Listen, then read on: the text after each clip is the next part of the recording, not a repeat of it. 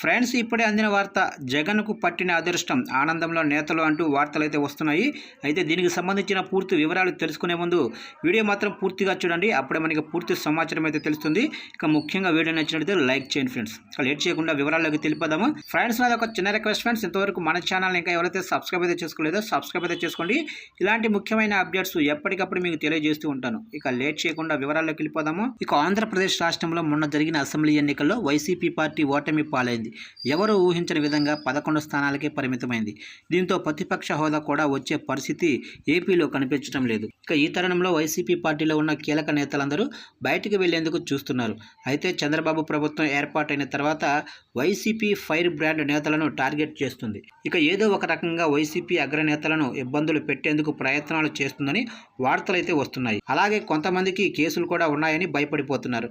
మరికొంతమంది రాజకీయ భవిష్యత్తు కోసం పార్టీ మారాలని అనుకుంటున్నారు. ఇక ముఖ్యంగా బీజేపీ పార్టీలోకి వైసీపీ నేతలు వెళ్లేందుకు సిద్ధంగా ఉన్నారట.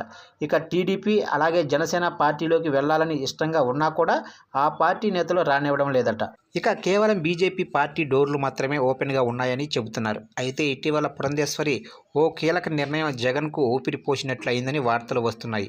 అదేంటంటే మరో 6 నెలల పాటు వైసీపీ నుంచి ఎవరిని చేర్చుకోకూడదని నిర్ణయం తీసుకున్నారట.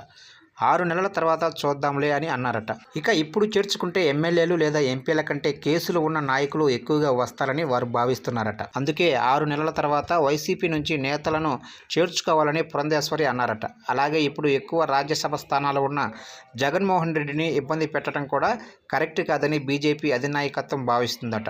ఇక రాజ్యసభలో ఏదైనా బిల్లు కోసం వైసీపీ అవసరం వస్తుందని అనుకుంటున్నారట. ఇక 2026 వరకు బీజేపీ టీడీపీ సీట్లు రాజ్యసభలో పెరిగే అవకాశాలైతే లేవు.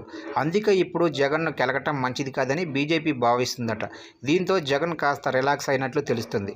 దీంతో బయటికి వెళ్లాలనుకున్న నాయకులు వెళ్లకుండా వైసీపీ కోసం కష్టపడే ఛాన్స్ ఉంది.